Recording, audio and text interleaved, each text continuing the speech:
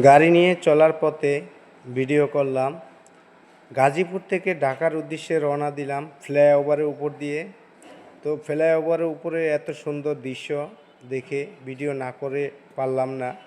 তো ফ্লাইওভারের উপর থেকেই আমরা কোন কোন জায়গা দিয়ে পার হচ্ছি, গাজীপুর থেকে ঢাকা যাচ্ছি, তো কোন কোন জায়গা দিয়ে পার হচ্ছি সেটাই আমি আজকে এই ভিডিওতে বলবো। ভিডিওটা ছোটই, বেশি বড় না। এখন আমরা টঙ্গী স্টিমার থেকে ভিডিও করা শুরু করছি। এখন আছি টঙ্গী বাজারের সোজা আছি ফ্লাইওভারের উপরে।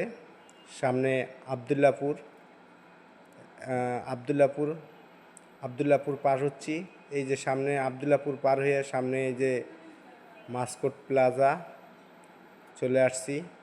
সামনে হয়েছে মাস্কট প্লাজা পার হয়ে সামনে বিএনএস সেন্টার চলে আসছি। এখানেই নামবো। এখন নাইমার সামনে যাইতেছি।